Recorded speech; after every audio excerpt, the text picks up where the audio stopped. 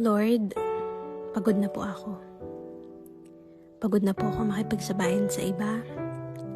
Pagod na po akong habulin yung timeline na dinisenyo ko para sa buhay ko. Pagod na po akong i-please sa mga tao sa paligid ko. Pagod na po ako sa mga nangyayari sa buhay ko.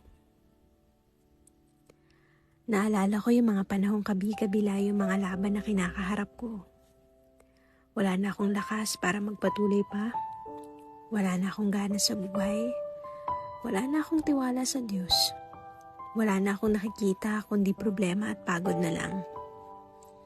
But when I chose to open up with God, hindi ko makakalimutan yung sinabi niya sa akin. Nak, be weak and I will be strong. And from that day on, I had the courage to surrender. Bitaw kong bitaw. Binitawan ko yung mga hawak ko. Nakinig ako ulit sa kanya. Nagpahinga at nagsimula ulit pero nang kasama naman siya. And He said to me, "My grace is sufficient for you, for my power is made perfect in weakness."